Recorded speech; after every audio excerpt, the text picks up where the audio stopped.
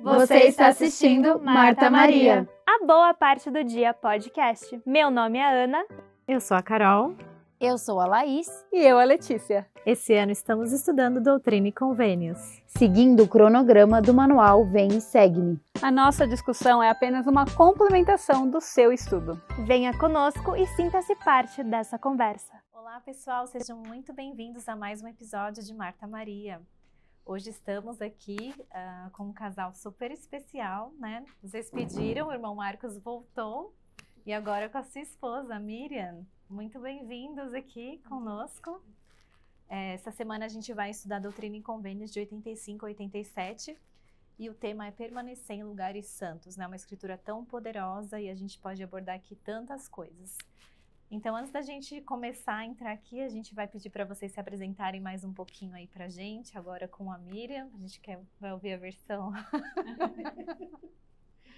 Quer que eu saia para você ficar mais sem censura aqui? Não. Então, pode falar um pouquinho sobre vocês, a jornada no Evangelho, um pouco da família e o que mais você desejar falar para quem está nos ouvindo, poder conhecer um pouquinho mais sobre vocês. Então, meu nome é Miriam Martins, eu sou membro da igreja há 54 anos, mais ou menos. Vai fazer brevemente.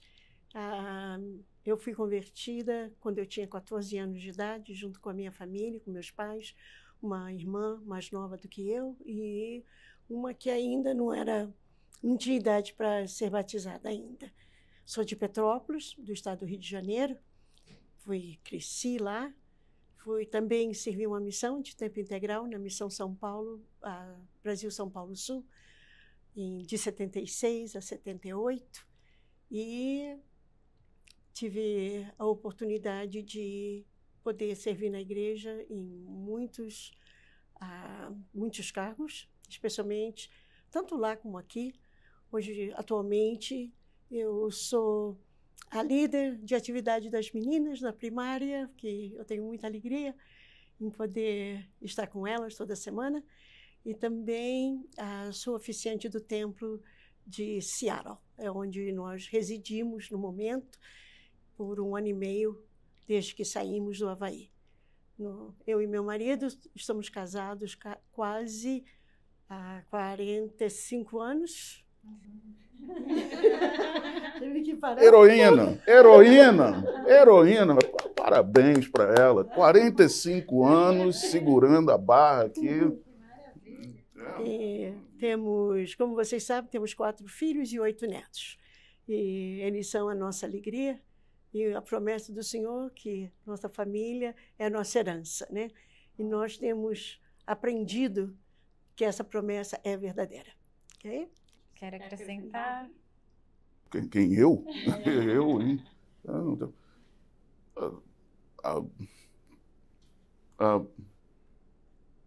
Amo você. Eu amo você também. Vocês se conheceram como? Aí, primeiro beliscão aqui já. Já começou. Vocês desculpem, tá? De vez em quando, tá? Aqui, ó, a mão dela ali, ó. No vídeo, vocês vão ver a mão dela vir ali. Censura aqui, brincadeira não, viu? Cabresto curto ali. Não, na época, no início dos anos 70, só tinha uma estaca no Rio de Janeiro. E a cidade de Petrópolis, que fica lá na Serra, é 1 hora e meia só, uma hora e meia de ônibus do Rio de Janeiro, 1 hora de carro.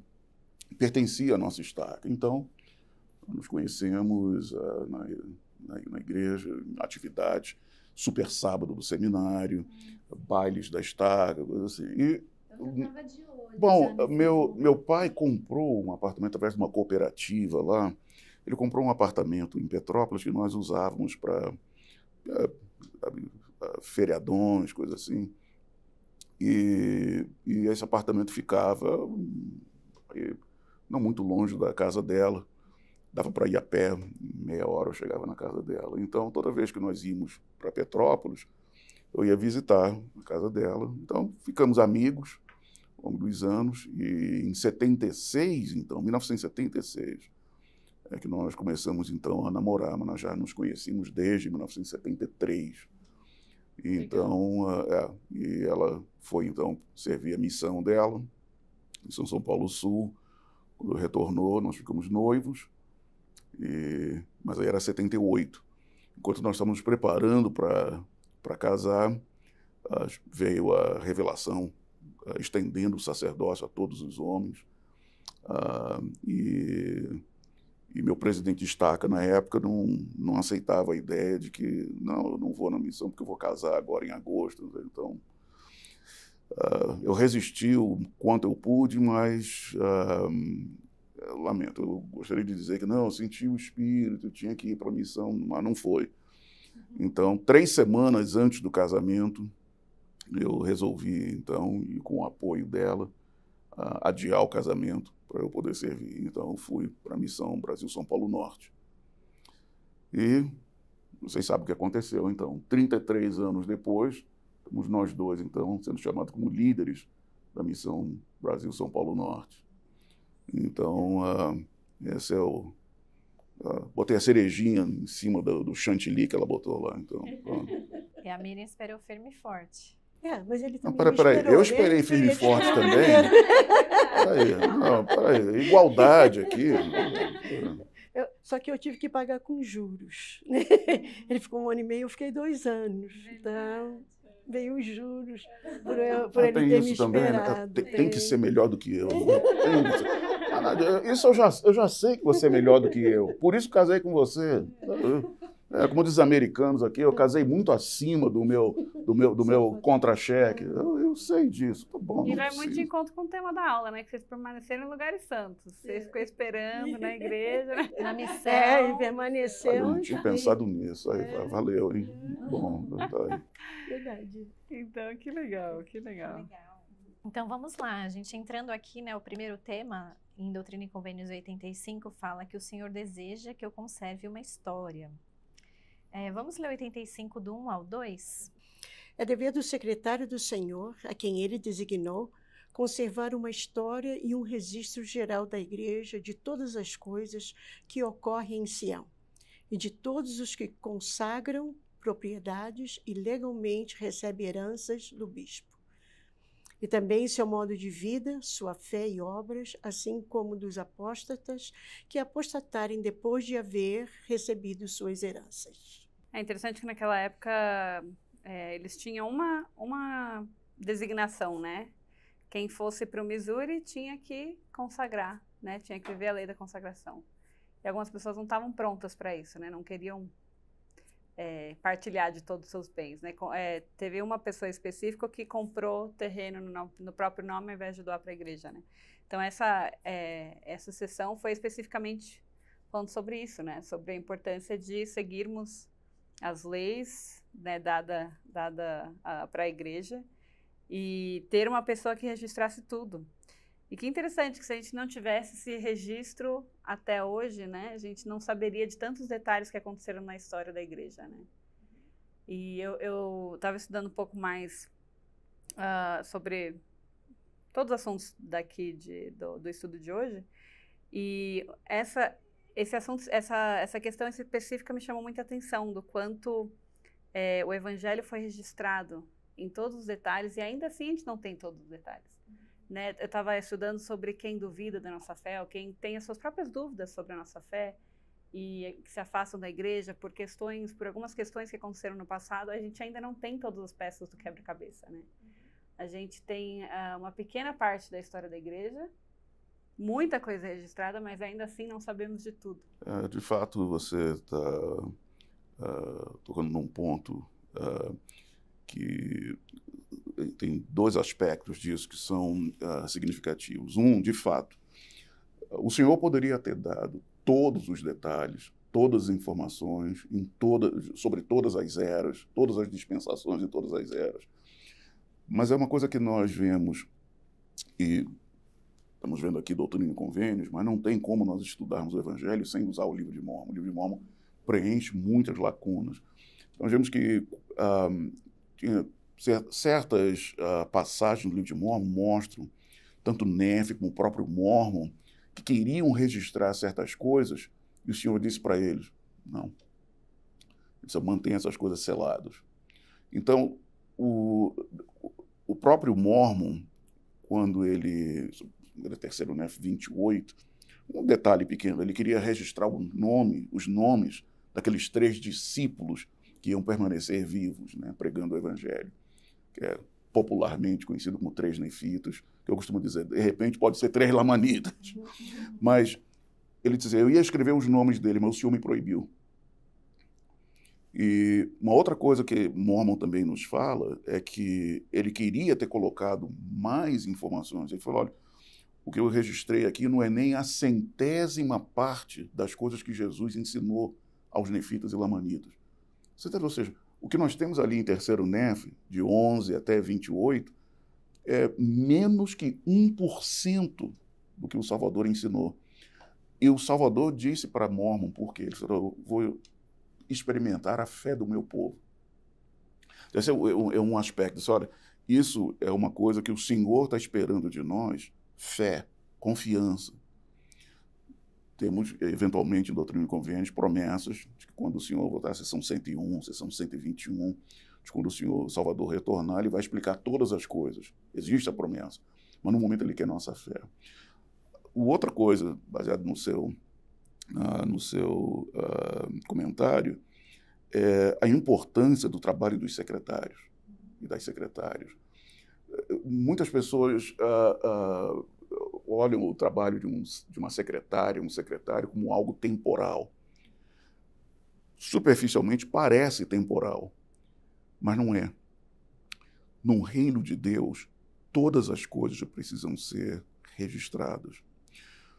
Quando nós chegamos à sessão 128, Doutrina e Convênios, 127, 128, o profeta Joseph Smith vai explicar, são 2 cartas que ele vai explicar detalhadamente. O poder selador só funciona se uma ordenança for realizada pela autoridade apropriada, da forma correta, tá? Mas também quando um registro da realização dessa ordenança com 2 testemunhas, tá, for mantido. E aí o profeta explica, numa sessão ele fala da importância das testemunhas, na outra sessão, 128, ele fala, então, diz, olha, tem que ser pela autoridade correta, da forma correta, fielmente, de acordo com a instrução que recebeu para fazer a ordenança, mas aí um registro tem que ser mantido. E ele diz, quando essas coisas acontecem, aquela performance, aquela cerimônia, aquela ordenança é considerada como lei na terra e nos céus e não pode ser anulada. Então, aqui, falando sobre o dever do secretário que o Senhor designou, conservar uma história, um registro geral da igreja, olha, isso é uma coisa importantíssima. O presidente Spencer W. Kimball falou sobre isso, especificamente falando sobre a seção 85 de Doutrina e Convênios. E não apenas, olha, é o que nós lemos no versículo 2, não apenas os registros da igreja, mas olha só, também seu modo de vida, sua fé e obras. E o que o presidente Kimball falou era o seguinte, não, é para nós, membros da igreja, escrevermos nossas histórias e escrevermos nossas experiências, nossas inspirações, nosso entendimento das escrituras, nossos sonhos proféticos, se tivermos alguma coisa, escreve lá.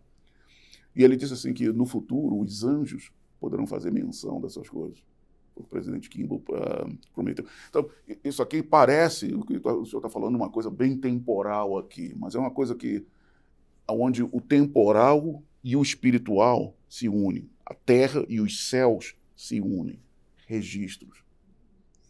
Veja, o que nós fazemos nos nossos templos, nos templos, ordenanças sagradas da casa do Senhor, sem os registros, tudo aquilo ali ia ser anulado.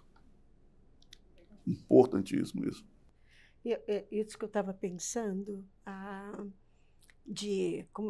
como não oficiante do templo, eu trabalho no batistério. E eu vejo assim, se não tiver um registrador ali na hora, a gente não pode oficiar. Pode ter o sacerdócio, pode ter, mas tem que ter o registrador.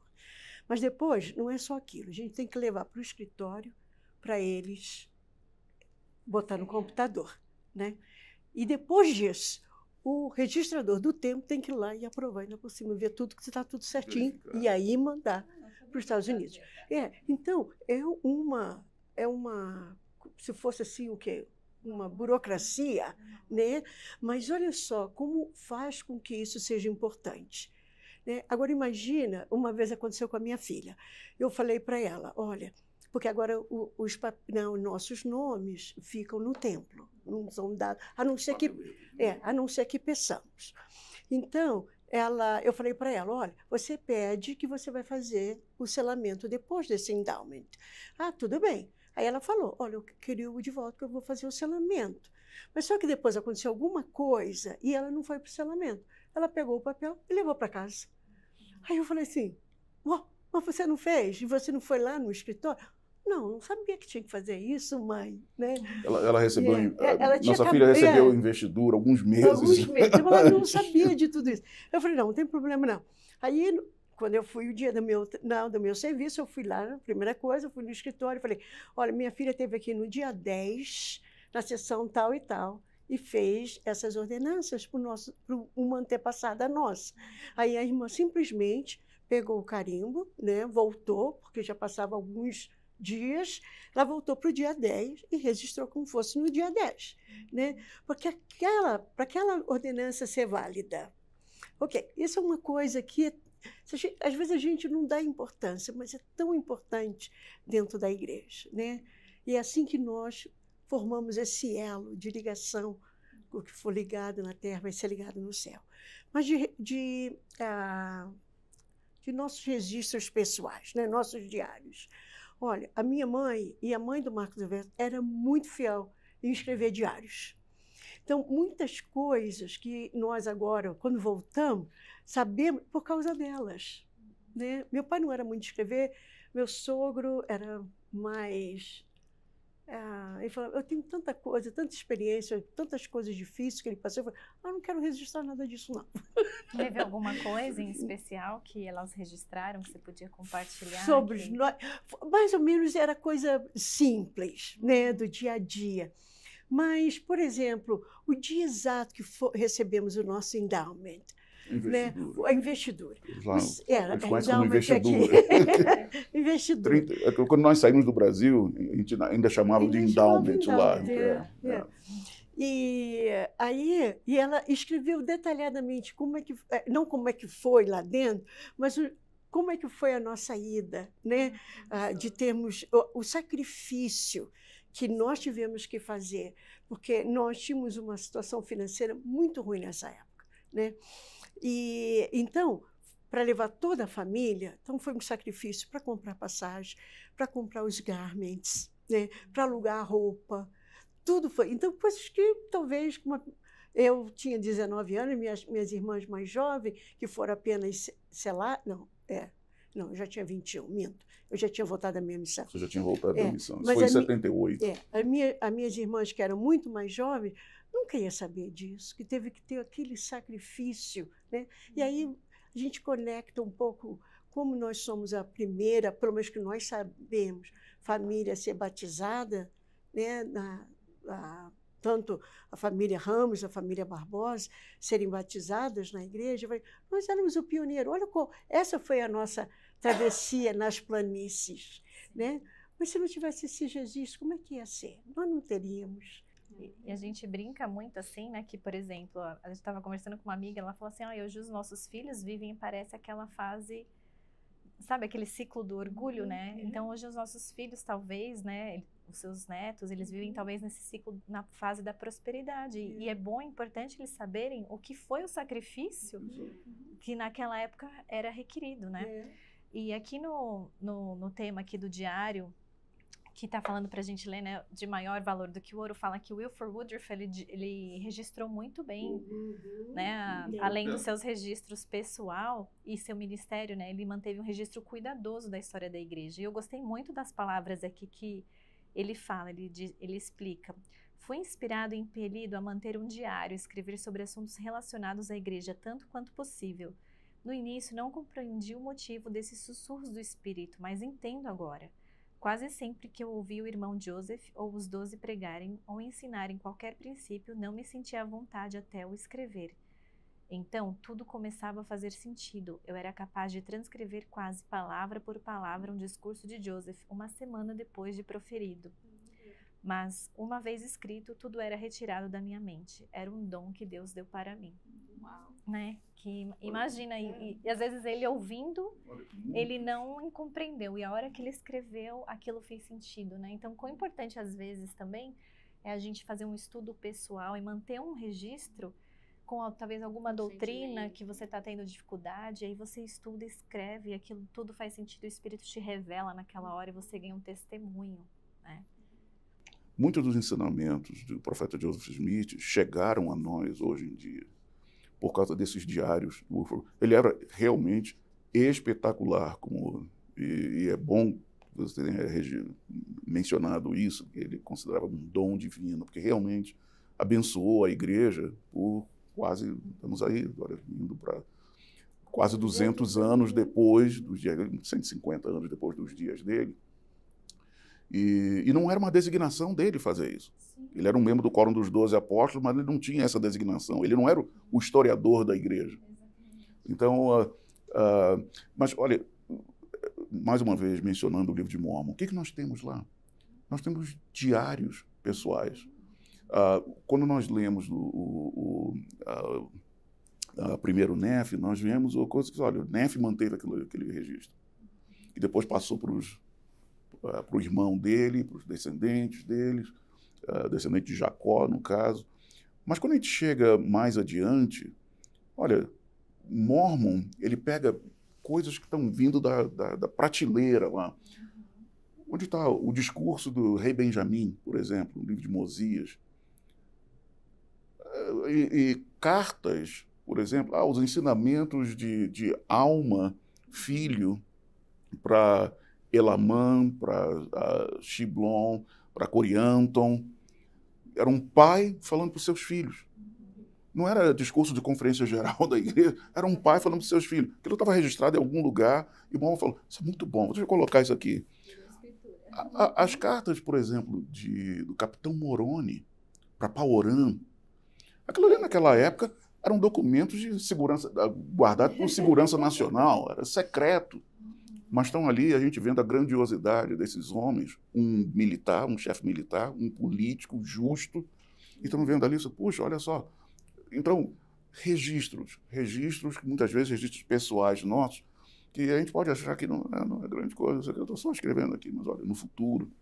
E o Senhor usa a gente, né? Como fez com Joseph Smith Papers também, né? Que falam que pegaram os diários dele e viram que a escrita dele, comparado com o que ele traduziu, né, não se compara. Né? Acho que o senhor que estudou bastante sobre isso deve saber um pouco mais sobre isso. Na realidade, eu não sou historiador, mas eu conheço alguns, tenho colegas meus que participaram do projeto. Lógico, eu consulto muito o website, mas, de fato, inclusive, nós temos lá em Doutrina e Convênios aquela ocasião em que alguns dos irmãos reclamaram da gramática de Joseph. E aí o senhor deu aquele desafio para ele. Então, pega o mais inteligente de vocês aí, vê se vocês conseguem escrever por vocês próprios uma revelação que seja igual à menor revelação que ele deu. E eles pegaram William McLellin, que eles achavam que era o mais esperto lá, o mais intelectual, né? William McLellin, e ele não conseguiu. Mas era por causa disso. De fato, quando você lê o que Joseph usava vários escribas. Nessa época, ele já sabia da importância de ter coisas registradas. Então, ele empregou vários escribas, a Thomas Bullock, William Clayton, eles eram... William W. Phelps, por exemplo, foi um dos escribas de Joseph. Então, ele tinha esses homens que escreviam uma porção de coisas para ele. Mas, quando nós pegamos documentos em que ele escreveu de próprio punho, eu disse, olha, tinha que ser um profeta mesmo. Exatamente. E o Senhor faz isso com a gente hoje também, né? Ele nos usa de instrumentos para contar a história da nossa família, para fazer a nossa história da família e registrar as nossas fé e as nossas obras, né? Sabe uma coisa que veio enquanto estava sendo, né, discutido isso? Uma coisa que nós temos na nossa família são os registros de bênçãos dos nossos pais. Nós temos algumas na nossa coisa, e nós guardamos junto com a nossa bênção patriarcal. E aquilo tem sido uma força de fé, de esperança, sabe, de perseverança nesse caminho tão grande, porque felizmente tivemos pais que também eram membros fiéis da igreja, né? E eles, né, especialmente quando eles ficaram mais velhos, nós recorríamos mais a eles, não só para antes era só para bênção de saúde, né? Alguns aqui mais modernos, quando os filhos vão para a escola, dão a bênção no início do ano escolar, mas na nossa idade mais avançada, era mais realmente bênção de paz, de conhecimento, mas assim de sabedoria para o que fazer daqui em diante. Né? Nós chegamos até aqui, e agora? Para onde nós devemos ir? Que rumo que nós devemos chegar? E sempre recorremos aos nossos pais para isso. E sempre, especialmente, ele sempre fez questão de gravar. Sempre fez gravar o áudio pelo celular. E agora temos celular. Na época era videocassete mesmo, né? Sim, verdade. Mas agora não, videocassete não. Era fita cassete. Fita cassete, né? Fita cassete. Não, já que você tocou nesse ponto, escuta, permita eu fazer um parênteses aqui. O Manual Geral, tá, diz que essas ordenanças da igreja não podem ser filmadas, não podem ser gravadas. Tá? O Manual Geral diz isso. Então, bênçãos de criancinhas, por exemplo, não podem ser... Capelas, na capela, não pode ser gravada. Quando a ordenança de dar bênção e nome a criancinha. Não pode ser gravada ao vídeo? Não pode, nem vídeo, nem áudio. Nem áudio? É o que está no Manual Geral. Porque é uma ordenança da igreja. Tá? Inclusive, abrindo um parênteses, dentro do parênteses, por favor, não fiquem chamando isso de apresentação. Eu falo sempre isso, olha, não usem a terminologia das outras igrejas para se referir a uma ordenança que foi revelada dos céus. Não é uma apresentação de uma criança. Não é apresentação de criança. É uma ordenança do sacerdócio, onde o nome que os pais escolheram vai ser associado àquele bebezinho pela autoridade do sacerdócio. E no futuro, se tudo der certo, esse nome vai se tornar um nome associado ao sacerdócio no templo. A gente pode pensar que a ordenança, bênção de criança, para criança. Olha, isso daí é a porteira da fazenda, onde lá dentro está o templo.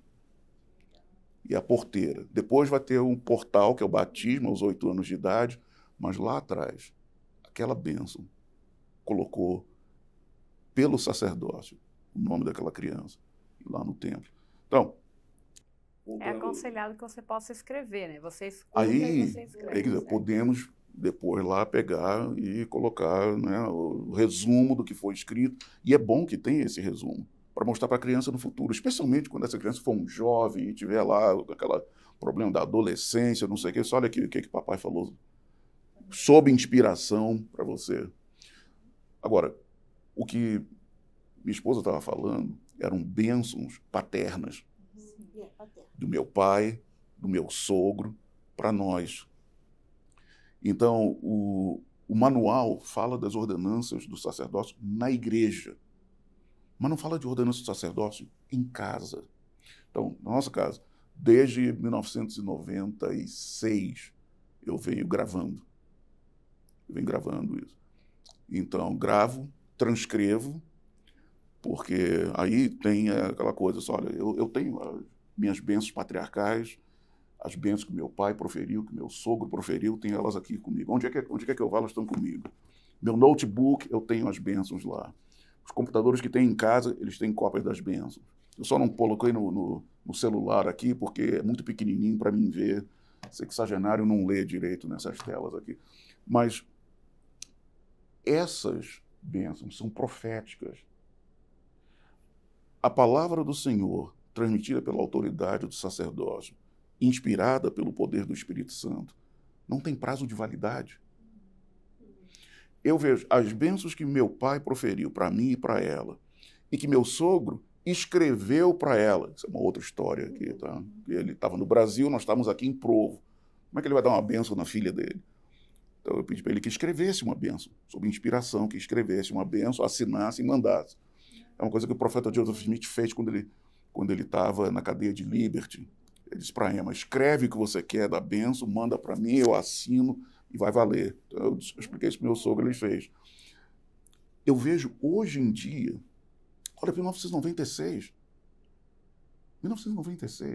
faz quase 30 anos, 29 anos depois, eu vejo coisas ainda sendo cumpridas. Agora, se eu não tivesse essas bênçãos registradas aqui, eu não ia lembrar. Uma vez eu conversei com um presidente de estaca meu, eu pedi lá em Laía, no Havaí, pedi uma bênção de conforto, era uma época de crise. Ele falou, seu bispo, meu bispo está lá no continente e eu preciso da bênção hoje. Mas é um assunto pessoal, particular, eu não quero que meu presidente de quórum de elders saiba.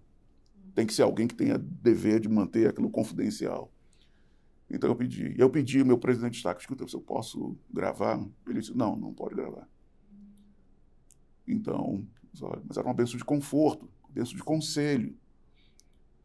Então, quando eu saí do Havaí, isso foi depois, então, já tinha uns 2 anos desde aquela bênção, eu disse para ele, olha, gostaria que você ponderasse sobre isso. Ele falou, olha, até que eu tenho pensado sobre isso, sabe? Porque eu disse para ele, olha, eu lembro de 2 frases. Você falou mais de 10 minutos naquela bênção. Eu só lembro 2 frases. Que era o que você precisava ouvir. Não, eu precisava ouvir tudo. Mas eu não lembro de quase nada. As palavras foram perdidas. Então, fecha parênteses agora aí, para essas questões de manter bênçãos paternas. O manual fala, não pode. As ordenanças sacerdócias que são realizadas na igreja, na capela, não pode filmar, não pode gravar. É que nem no templo, né? No próprio selamento, quando o selador ele nos dá uma bênção além do próprio selamento ali. A gente não está gravando, não está com os nossos celulares, né? Aquele momento é nosso com o Senhor e com quem está presente, né? E a gente quase não consegue lembrar. Eu lembro dele andando e eu lembro de 1 ou 2 palavras, mas não lembro. Do nosso foi presidente José Benjamin Puerta, famoso José Benjamin Puerta. Eu só lembro deles, olha, faço oração todo dia. Só isso que eu lembro do que ele falou na sala de selamento. Foi meu selador. Foi? Pois é. Eu só lembro dele ter dito isso, não deixe de fazer oração todo dia, em família. E muito bom, assim, né? Acho que a nossa mente ainda não é 100%, a gente não consegue lembrar de tantas coisas, por isso, né, é o poder da gente ter esses registros, né? Um dia o nosso cérebro, né, quando nós formos exaltados e tudo mais, talvez a nossa mente vai abrir, nossa inteligência vai multiplicar, né? Mas no momento, quanta coisa escapa, né? Com tantas preocupações, com o dia a dia. Eu já falei, parece que com a minha idade, parece que cada vez que eu recebo uma informação nova, eu ponho a antiga lá atrás e só fica nova. A antiga não lembra, eu tenho que buscar, mas se eu não tenho, não vai vir, né? E por isso que a gente precisa ter a companhia do Espírito, porque ele nos ajuda a lembrar do que a gente precisa nos momentos que a gente mais precisa, né? E é o próximo tópico aqui, né, que é no versículo 6, ele fala, né, Joseph descreve o Espírito Santo, né, ele fala, assim diz a voz mansa e delicada que sussurra através de todas as coisas e penetra todas as coisas e muitas vezes faz com que meus ossos estremeçam enquanto se manifesta. Então imagina, né, como Joseph, como um profeta, ele sentia a ponto dos seus ossos estremecerem quando ele estava sentindo o Espírito. Nossa, eu achei isso tão forte, né? E a voz mansa e delicada. O que para vocês, assim, teve alguma vez que você sentiu essa voz bem mansa e delicada? E como é que a gente pode falar que às vezes tem pessoas que falam, nossa, mas eu tenho dificuldade de ouvir o Espírito, né? E tem outras pessoas que numa reunião de testemunho, né, alguém já teve uma experiência grande, né? E outras pessoas falam, mas eu já não tenho mais dificuldade de sentir. O que vocês falariam para essas pessoas? 2 experiências que eu tive. Uma quando fui fui batizada, no dia exatamente do meu batismo. Nós fomos batizados, aí os membros estavam tão felizes porque a família inteira estava sendo batizada, né? E já fazia mais de um ano que não tinha batismo no nosso ramo, então veio uma família inteira com toda aquela animação, né, de ser membro, de participar, de querer fazer as coisas. Então foi uma alegria. Eu lembro que foi uma coisa muito especial, aquela dia 26 de junho, um dia muito frio, mas muito bonito em Petrópolis, um sol muito bonito. E aí acabou tudo, nós não tínhamos carro, pegamos o ônibus e fomos para casa. E ao descermos do ônibus, a gente morava assim, não era na porta da nossa casa, a gente tinha que subir um pouquinho, uma ruazinha para chegar na nossa casa. E eu me lembro que subindo aquela rua, eu estava rindo, né? Eu estava sorrindo. Aí, mas não tinha ninguém, eu não estava falando com ninguém, eu não estava nada. Só lembrei daquela alegria que vinha no meu, sabe, na minha mente, no meu coração. Aí eu falei para mim mesmo, perguntei-me, por que eu estou sorrindo? Por que eu estou tão alegre? Que motivo que eu tenho para estar tão alegre? Eu não conseguia explicar, né, na época, 14 anos, não sabia responder essa pergunta que eu fiz a mim mesma. Aí depois, passando os anos, né, e continuando na igreja, para mim foi a manifestação do Espírito, dando a mim aquela alegria de ser um membro da igreja, de ter recebido de fato o dom do Espírito Santo, um membro da deidade. Esse membro da deidade ia estar comigo enquanto eu guardasse os mandamentos. Então, essa foi uma manifestação. Há pouco tempo atrás, há 2 meses atrás mais ou menos, nós chegamos aqui e fomos para a reunião sacramental. E os discursantes foram maravilhosos, foram muito bons. Mas teve uma irmã que tudo que ela falava era tudo que eu já tinha ouvido falar. Novo Testamento, né?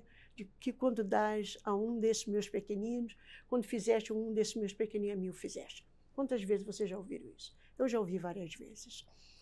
Depois ela também citou o presidente Nelson, no último discurso dele na conferência de abril.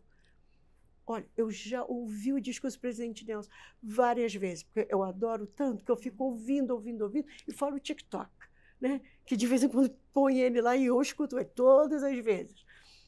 Mas naquela hora que aquela irmã falou, aquilo, não sei, sabe, como se tivesse magnificado ainda mais as palavras que o Senhor tinha falado. Me encheu tanto. Eu saí daquela reunião sacramental tão feliz, tão alegre, sabe? Tão grata por estar nessa reunião sacramental. E olha que eu já vou na reunião sacramental com desejo de participar do sacramento, com a maior reverência que eu posso, né, me comportar naquela. Meu comportamento tem que ser perfeito, tem que ser o melhor que eu posso. Para falar com meu Pai Celestial, olha, eu me arrependo.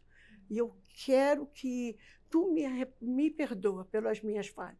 E quase toda semana eu renovo esse convênio. E olha, eu vou lembrar de Jesus. Olha, eu vou guardar os mandamentos dele. Eu falo para mim mesmo. Então, eu já tenho essa predisposição. Mas naquele dia, aqueles discursos foi de tal forma no meu coração que eu fiquei tão grata. E eu queria falar com aquela irmã, agradecê-la, mas de uma forma, ela fugia de onde eu estava. Eu não conseguia falar com ela. Nesse último domingo, eu a vi, mas ela estava com o cabelo diferente, eu não sabia se ela era, né? Só tinha visto uma vez. 2 meses depois, quando eu a vejo de novo, eu falei, você fez discurso há 2 meses atrás, sou eu. Olha, eu te procurei, mas não te encontrei, mas eu quero que você saiba que eu sou muito grata por tudo que você falou. Não foi nada diferente, mas o Espírito Santo foi tão forte no meu coração e valeu tanto o que você falou. Então, eu acho que é isso que faz, né, essa voz mansa e delicada de falar no meu coração, o modo que eu entendi, o modo que eu aceitei, a alegria que foi, né?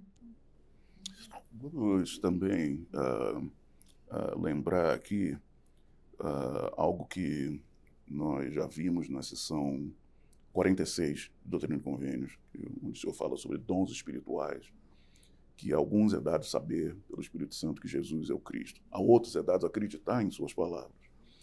Então, sim, muitos de nós, na Igreja de Jesus Cristo, do Santo dos Últimos Dias, temos essas experiências espirituais fortes, maravilhosas, como essa que está falando aqui na sessão 85, mas muitos outros não têm. Agora, eles não têm aquela experiência magnífica, forte, essas que fazem com que os ossos estremeçam. Mas eles têm a outra experiência espiritual, essa que é mais suave, mais sutil, que é o dom da crença. Quando eles ouvem, eles acreditam. Agora, eu não estou sentindo nada no meu coração, não estou sentindo. Sim, você não está sentindo, mas você está acreditando. Se está acreditando, isso já é um dom divino. E é o que eu sempre menciono sobre Nephi e Sam. Enquanto Nephi estava recebendo essas manifestações espirituais maravilhosas, mensageiros celestiais, anjos, isso e aquilo, Sam, um dos irmãos mais velhos dele, não estava, até onde nós sabemos, em primeiro Nephi, não estava recebendo nada disso. Mas quando Nephi explicava para ele o que ele tinha aprendido, Sam acreditava. Lamã e Lemuel duvidavam, mas Sam, um dos irmãos mais velhos, acreditava.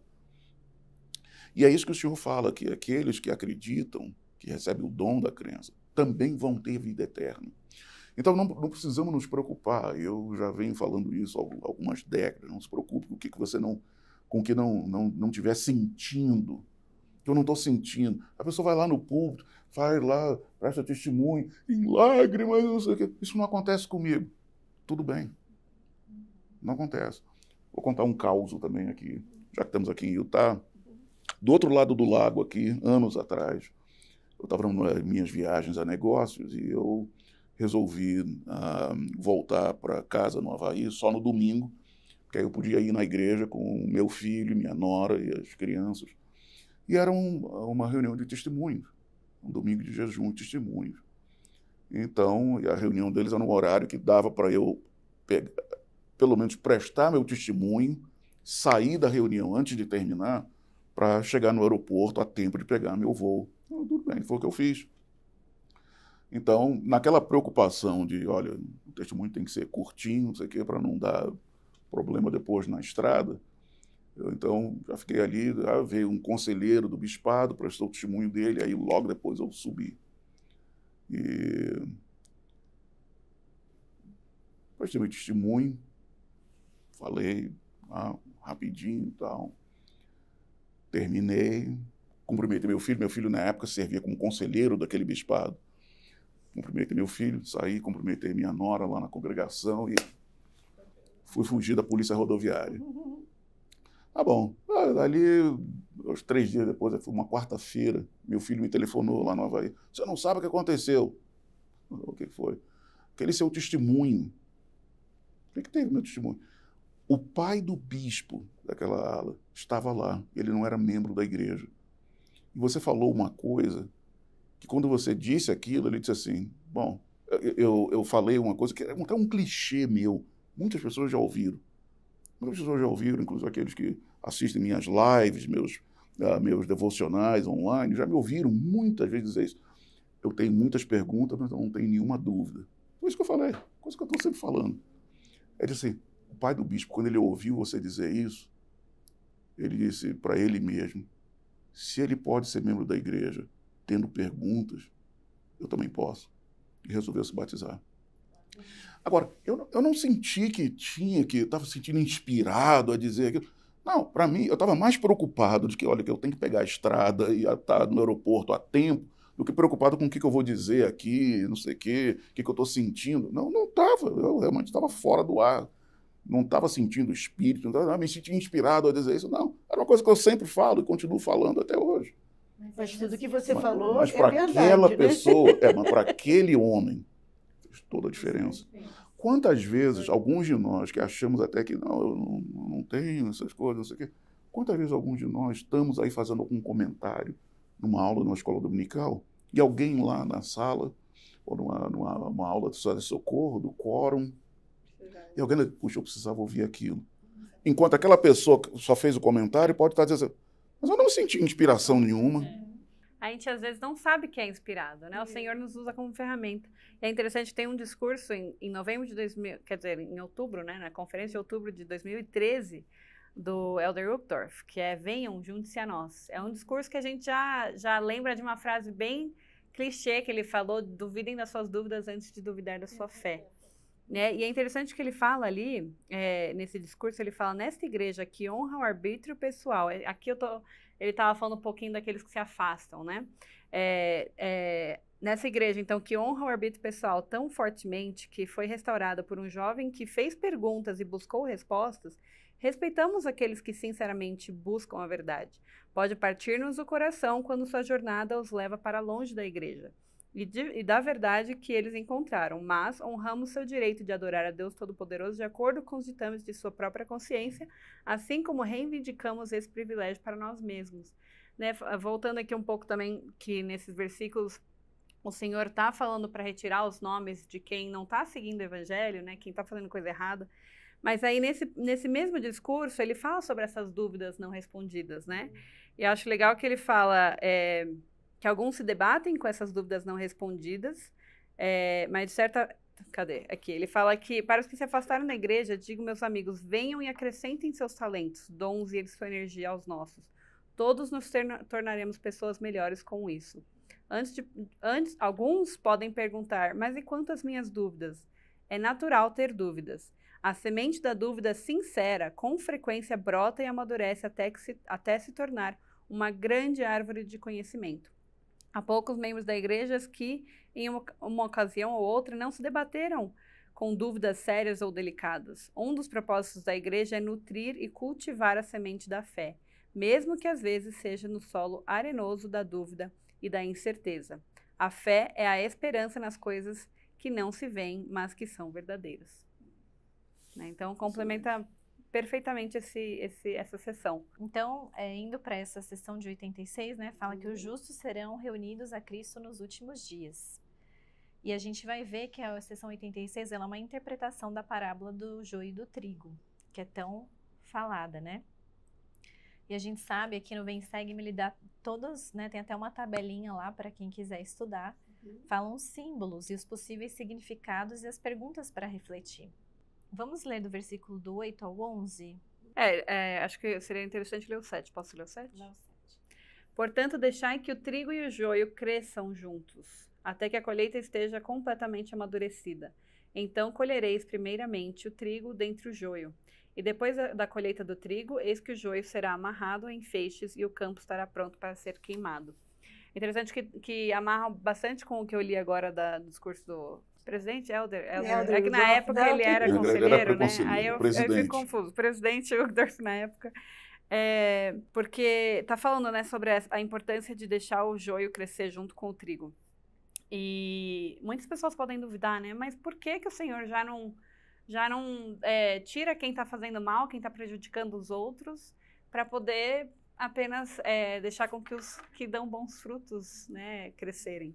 Mas essa escritura é chave para isso, né? Que a gente muitas vezes amadurece muito mais quando a gente tem as dificuldades do inimigo contra nós, ou exatamente isso, o joio crescendo junto com o trigo, a gente consegue amadurecer muito mais para que depois possamos estar preparados, lapidados, para poder encontrar com o nosso Senhor, né? E eu acho também, pensando nessa, por que a gente faz isso? Bom, nós sabemos que na plantação, ou pelo menos isso foi que eu me lembro, eles crescem mais ou menos da mesma altura, mas depois um cresce muito mais. Então é mais fácil, especialmente se vai colher o trigo, pega por cima, corta e o resto fica. E depois, quando queima tudo de uma vez, né? Mas eu fico pensando que quantas vezes nas nossas vidas, no nosso dia a dia, a gente age como joio, né? Nós não somos... Você não. Não, eu... Você não. 45 anos. I wish. But às vezes a gente não é trigo todo o tempo.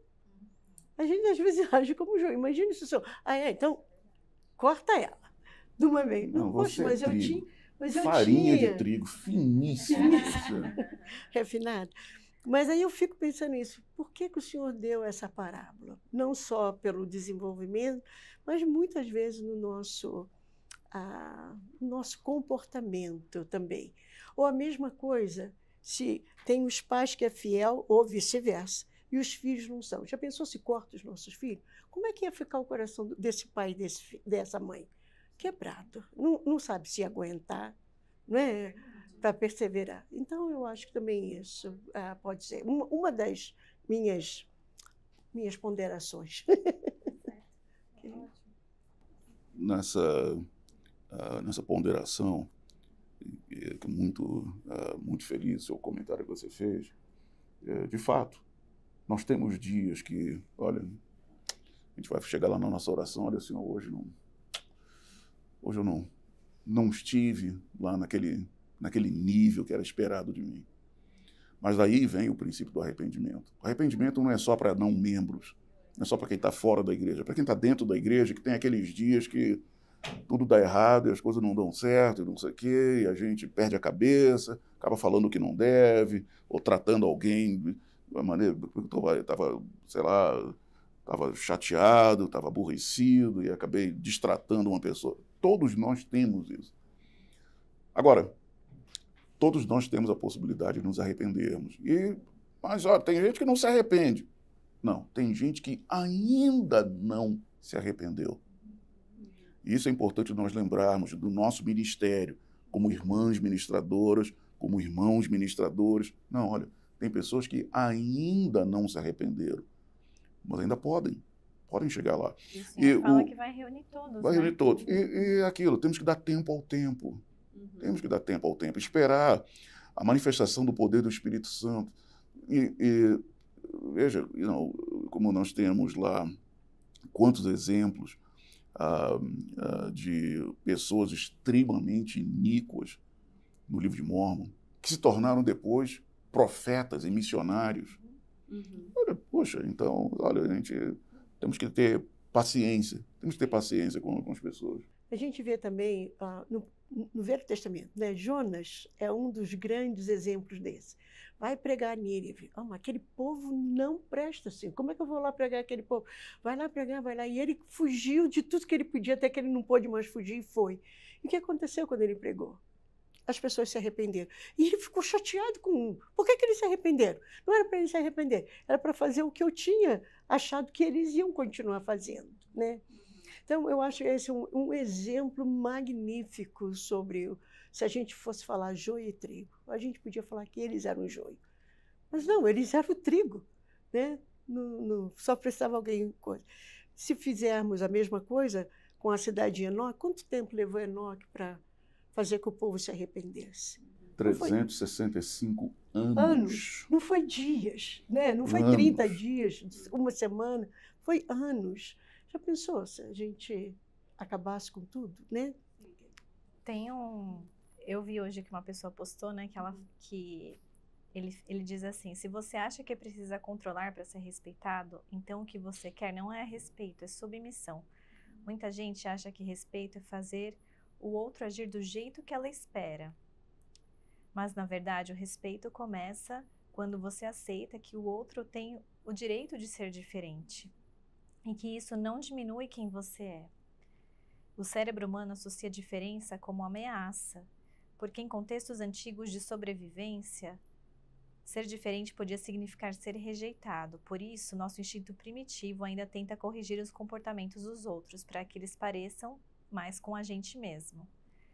Essa tendência inconsciente cria a ilusão de que respeito precisa vir de obediência, quando, na verdade, respeito genuíno é reconhecer o valor do outro, mesmo quando ele escolhe diferente. Quantos relacionamentos você já viu desmoronarem porque alguém confundiu respeito com controle? Quantas vezes você sentiu que não podia ser você mesmo para não desrespeitar alguém? Quantas vezes a cobrança sufocou o afeto? Respeito de verdade não é quando alguém faz o que quer. É quando ele é livre para escolher. E ainda existe consideração, espaço e afeto entre vocês. Onde há controle, há medo. Onde há respeito, há confiança, beleza. Né? Então, eu achei isso interessante. Quem foi o texto? Esse texto... Ele colocou o autor? Ele chama Leo Sasaki. O autor do texto?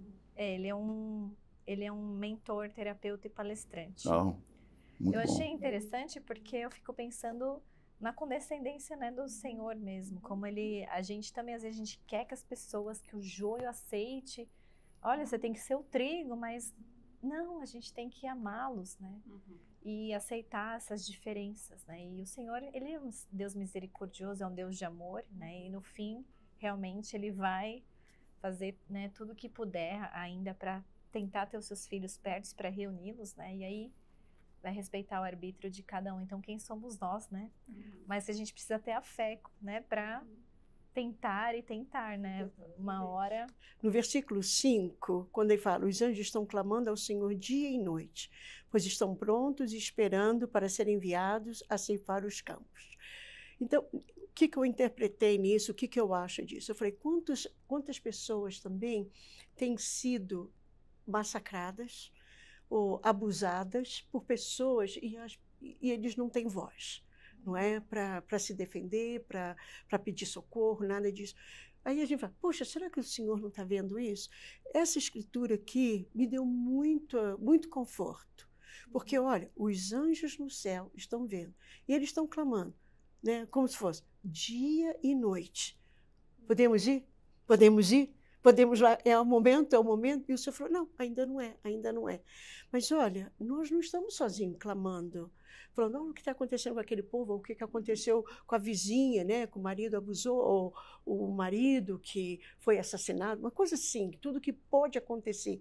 É horrível quando uma pessoa passa por isso, né? A iniquidade, a maldade do coração humana, a que ponto chega em muitos setores da nossa vida ou da vida de quem a gente conhece.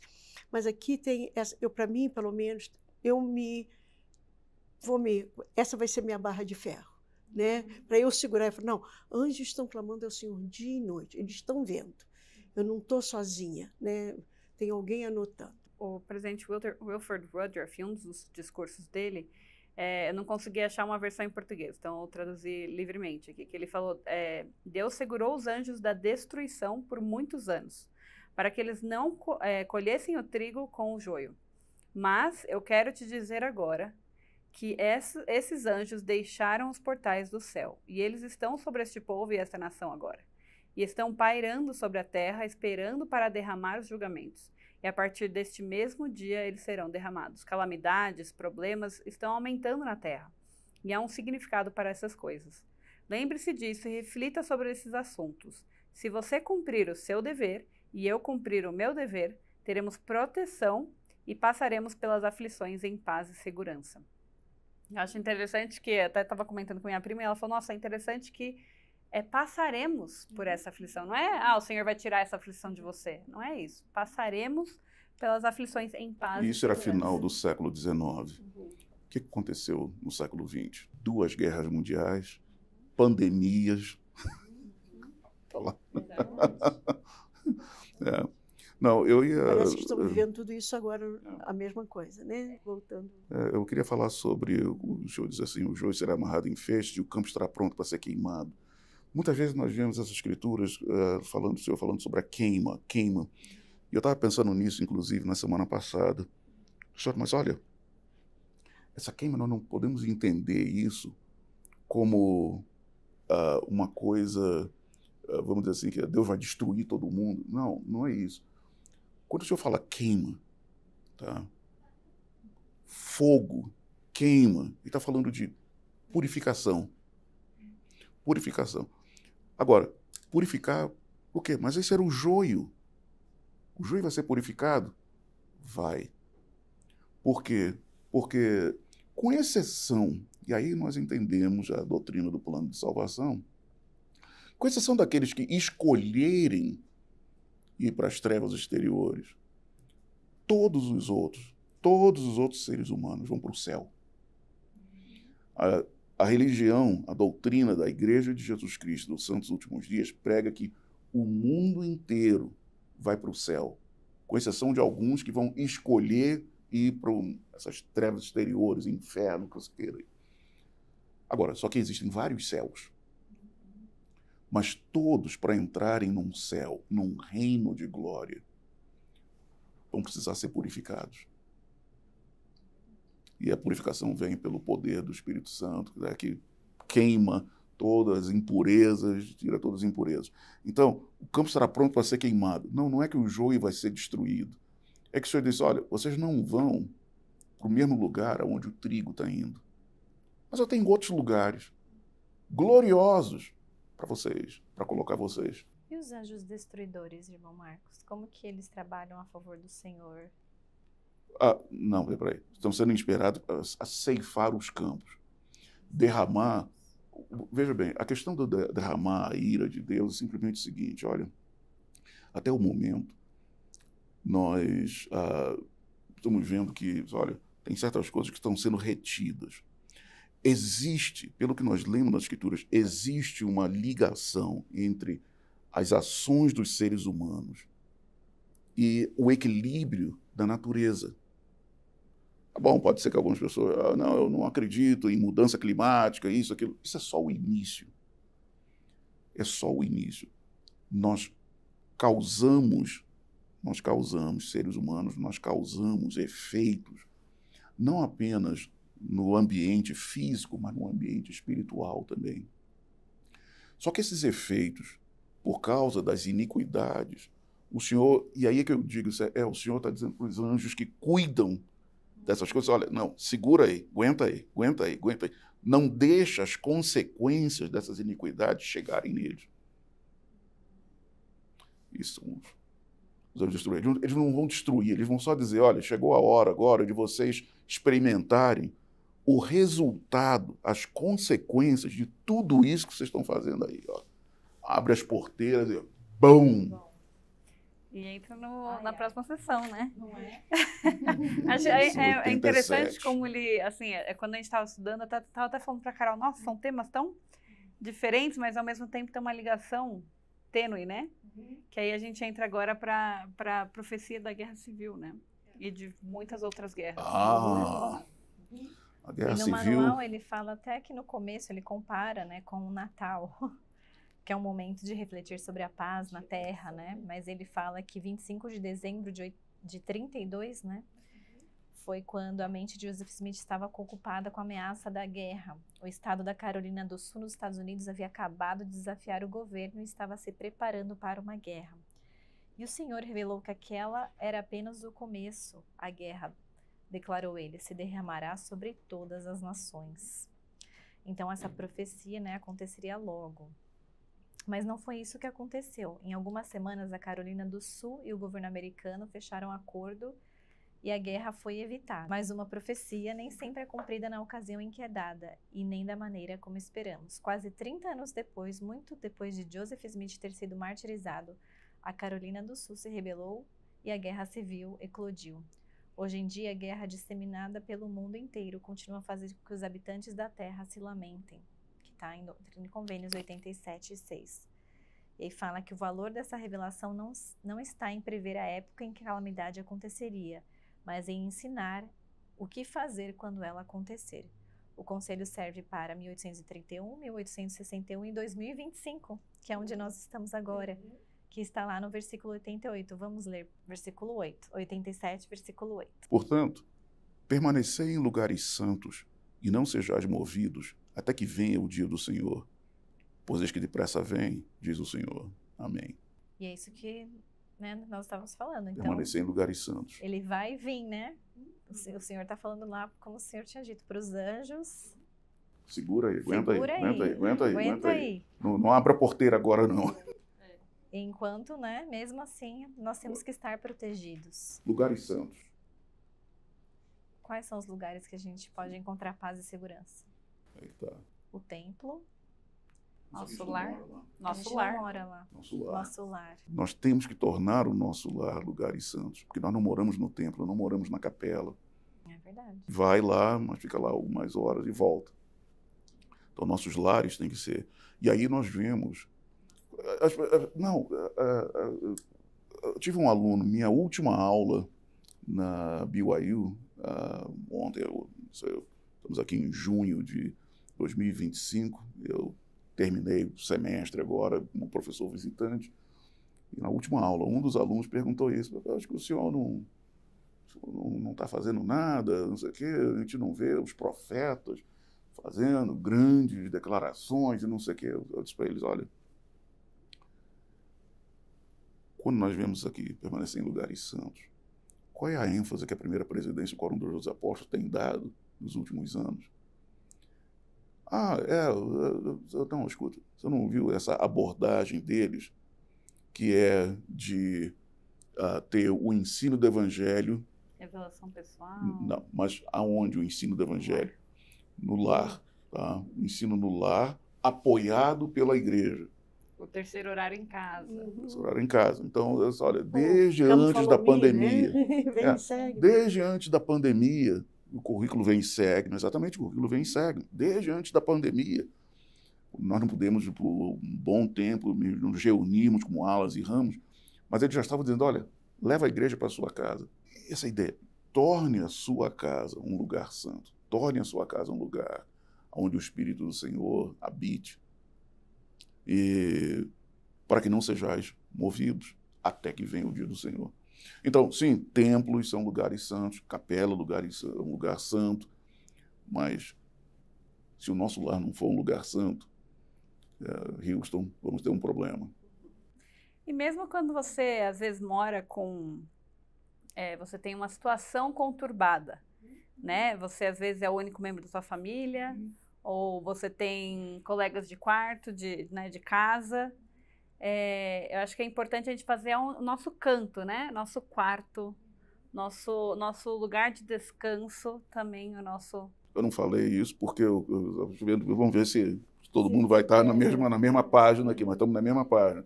Eu digo isso para os meus alunos, olha, tá bom, você divide o quarto com o outro, tá bom.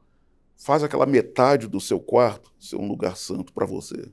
A sua cama é um lugar santo para você. O que está acontecendo na outra metade do quarto, o que está acontecendo na sala, não sei o quê, você não tem controle sobre isso, mas aquele seu canto ali é o seu lugar santo. E não é interessante quando a gente, quando a gente às vezes vai para casa de alguém, a gente entra e a gente se sente no templo. A gente sente o Espírito do Senhor naquela casa.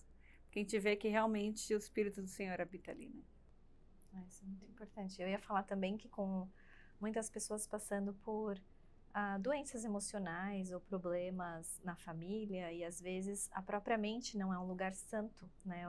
Ou as escolhas que as pessoas estão fazendo, talvez ouvindo certos tipos de música, né? No recato, e tantas coisas tem coisas que a gente pode escolher, né? E tem coisas que são problemas que a gente pode, como eu posso dizer assim, provações que as pessoas precisam estar nesses lugares santos para conseguir passar por essas provações, não se afastando do Senhor, né? Eu vejo assim, às vezes quando as pessoas não estão com a cabeça no lugar santo, né? Por exemplo, um divórcio, né? Às vezes a gente vê membros da igreja se divorciando, se afastando do evangelho porque passou por um divórcio, ou porque às vezes uma morte, alguma coisa, né, que dá aquela revolta, né? E eu conheço pessoas que eu admiro muito, que passaram por divórcio e se apegaram mais ainda no Senhor e acreditou na família e lutou por essa família, né? E conseguiu uma família eterna. E que alegria, né? Que é ver, assim, você vê a importância da pessoa, né? E eu conheço uma pessoa que quando ela divorciou, ela se focou na história da família, né? Ela falou assim, ela não tinha filhos, né, nesse divórcio, e focou tanto em estudar a história da família, permanecendo no templo, fazendo, né, e a vida foi assim, sabe? E é tão bonito de ver, né, quando você vê que essas pessoas que infelizmente acontecem situações assim, mas que elas continuam firmes, né, nesses lugares santos. E você, irmão Marcos, que eu sei que o senhor é professor, né? Ainda é professor, certo? Eu estou aposentado, mas não estou afastado. Em inglês eu digo, I'm retired but not tired. Estou aposentado, mas não estou cansado. Não rima, no português não rima. Mas é aquilo. Então, o senhor ainda vem pessoas ainda com esse tipo de pergunta, né? Quase todo dia. Quase todo dia eu recebo mensagem. Que tenham essas coisas. Ex-alunos, ex-missionários, membros da igreja em geral. Eu tenho alunos, porque tenho trabalhado na BYU há 23 anos, tenho alunos literalmente pelo mundo afora. Ásia, Pacífico, Europa, África. E é raro o dia, são raros os dias em que alguém não entra em contato comigo com alguma pergunta, alguma coisa. Então tem muita gente. Minhas turmas eram grandes, então eu ensinei mais de 13 mil alunos ao longo de 30 anos, porque minhas turmas eram sempre grandes. Então é muita gente que... Eu dizia para eles, minhas aulas têm garantia para toda a vida. Podem entrar em contato comigo. E eles entram em contato comigo. E eram aulas de religião, sociologia, né? Religião, a maioria foi de religião. Tive algumas de sociologia, tive algumas também de liderança gerencial também, mas a maioria foi de religião. E qual era, assim, o fator mais comum que você via, assim, quando os membros vinham com esses tipos de dúvida? O que era comum, né? Que eles tinham em comum, que eles estavam buscando nesse momento? O que você diria? Olha, na realidade, se você quer uma coisa bem resumida, todos estão procurando a palavra do Senhor. Estão procurando aquilo que Jacó fala no livro de Mórmon, né? A palavra que cura a alma ferida. É isso. É isso que todos nós procuramos. Quando temos uma dúvida, quando temos uma crise, quando temos um problema sério, seja no trabalho, seja relacionamento familiar, seja finanças, saúde, nós queremos uma palavra de conforto, uma palavra de esperança. E aí, o conselho que nós temos dos nossos profetas e apóstolos atuais, o nosso conforto, o nosso primeiro conforto vai vir de nosso Pai Celestial e de Jesus Cristo através do poder do Espírito Santo. Nós não vamos conseguir conforto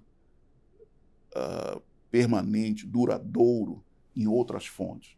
Tem muita coisa bonita, muitas coisas que são sábias, que foram ditas por pessoas aqui e ali, sábios, homens e mulheres, sábios, poetas e tudo.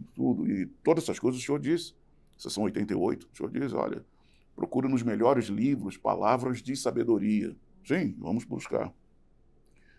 Mas o conforto duradouro, a esperança que é firme, vem do Senhor. Então, o que eu costumo dizer, então, para as pessoas é isso, olha, você quer a palavra do Senhor, você está procurando profecia.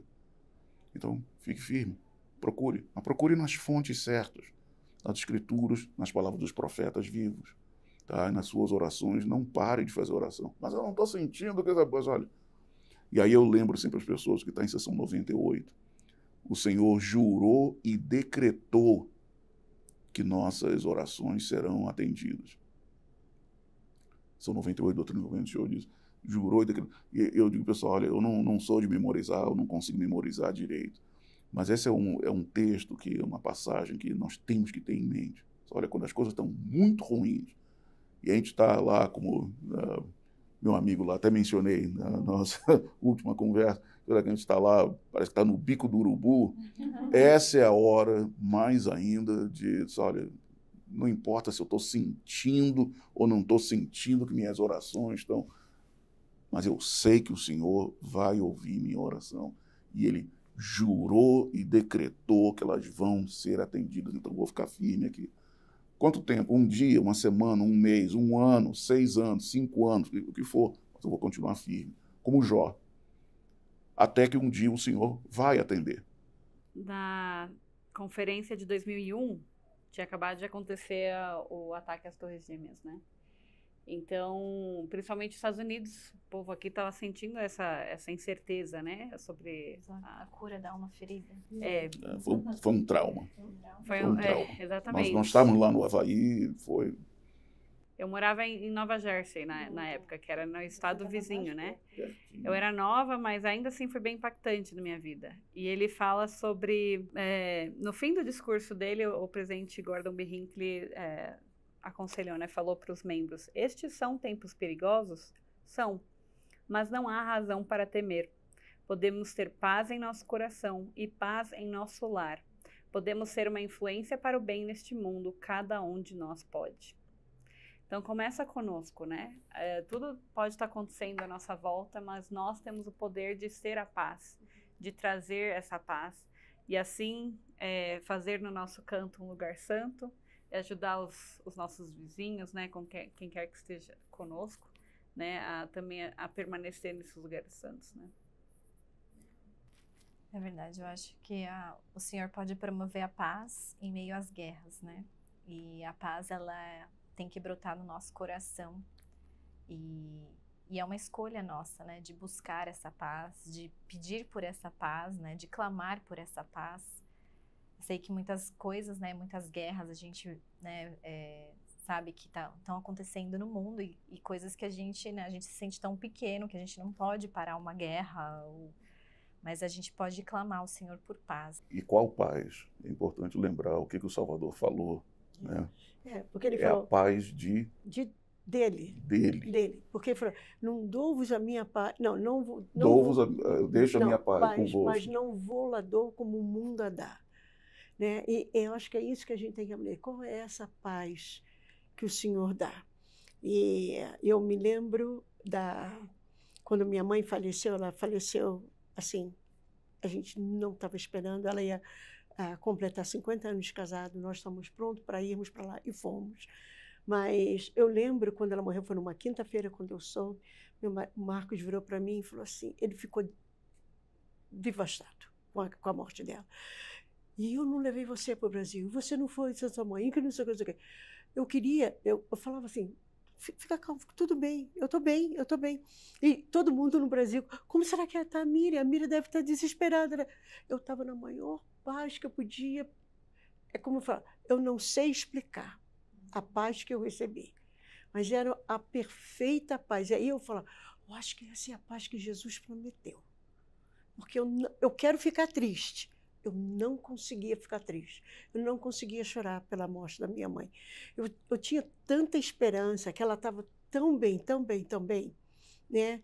E que eu não conseguia. Eu queria, mas não conseguia. Mas era uma tranquilidade tão grande no meu coração, que eu falei, olha, foram poucas vezes que eu posso falar que eu senti essa paz. E naquele dia eu senti essa paz, né? Então... Agora a gente vive em tempos conturbados, difíceis, não só o mundo, ou política, ou coisa assim, mas muitas coisas em nossas famílias também, né? E a gente ainda assim pode ter a paz.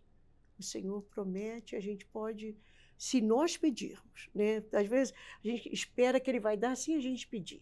Nós precisamos pedir, né? Eu estava lendo uma das escrituras que essa lição recomendo, uma delas era sobre tereis o dom, mas tereis o dom se pedir. Ele já tinha falado, você vai ter o dom, mas depois ele botou assim entre vírgulas na escritura, está entre vírgulas, mas terás o dom se pedires.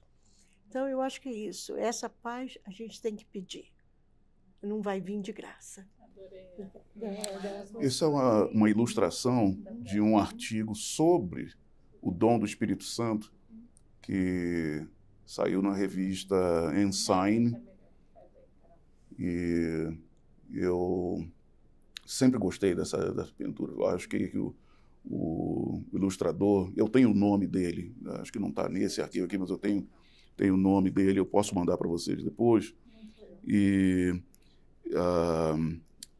ele foi extremamente feliz, mostrando esse lugar aqui, o mar revolto, o céu completamente tenebroso, relâmpagos, raios caindo, mas dentro da mente do homem está tudo em paz, um dia bonito. Essa é a paz de Cristo. E eu gosto muito disso. O mundo pode estar caindo aos pedaços, desmoronando ao nosso redor, mas é a paz de Cristo. Teve um artigo também, muitos anos atrás, décadas atrás também, na revista da igreja sobre isso. Eu não sei se ele chegou a ser traduzido e publicado no Brasil, mas falando disso, que quando Paulo estava já resignado, ele mesmo disse, olha, eu já estou sendo oferecido como um sacrifício, né? Ele sabia que o tempo dele estava se esgotando, mas ele tinha essa paz de Cristo. E ele tinha essa esperança, tanto que ele escrevendo para Timóteo, dizendo: eu combati o bom combate, completei a carreira, guardei a fé, agora tem uma coroa reservada para mim. Quem fala desse jeito é porque diz: olha, tudo bem, estou em paz, mas é uma paz que vem pelo poder do Espírito Santo, que veio do Senhor, de Deus, o Pai, do Salvador Jesus Cristo. E quando nós temos essa paz, olha, não vai acabar, não vai acabar com os nossos problemas, mas nós vamos dizer assim: olha, vai estar tudo bem, temos esperança, vai estar tudo bem. Acho que o Senhor sabe, o Senhor sabe. Perfeito, muito obrigada, né? A gente podia ficar aqui horas conversando, né? Tem tanto assunto gostoso, falar do Evangelho é uma alegria e a gente sente o Espírito. Obrigada por terem trazido esse Espírito aqui com a gente. Obrigado por ter nos convidado aqui, especialmente trazido minha esposa. Alegria. A alegria é minha. Alegria é minha também. É minha também. Mas eu falei primeiro. Ok, E muito obrigada também pelas experiências que você compartilhou também. Acho que eu testifico também da sua experiência, né? De quando você perdeu a tua mãe, eu senti a mesma coisa. Parece que você também sentiu, né? Acho que a gente... É um sentimento, assim, a gente sentiu o poder das orações das pessoas, sentiu a paz do Espírito Santo, que só é possível através do Evangelho de Jesus Cristo e dele, né? Então, muito obrigada novamente. Obrigada a vocês por estarem aqui conosco. Obrigada pelos comentários, pelos joinhas que vocês dão pra gente. Isso nos ajuda muito, nos motiva a fazer cada vez mais.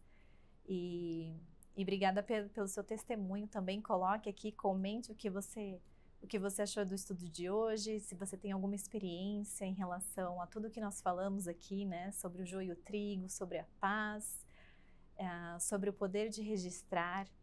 E a gente vai adorar ouvir todos os comentários, né? Ler os comentários. E que você tenha uma semana abençoada, que você lembre que o Senhor, Ele é o Deus desse mundo e Ele pode te dar a paz que você precisa no meio da dificuldade que você está passando. Ele te conhece, Ele te ama. Uma boa semana, até mais. Tchau, tchau. Muito obrigada por estar aqui. Se você gostou do nosso conteúdo, deixe um like, um comentário e se inscreva no nosso canal.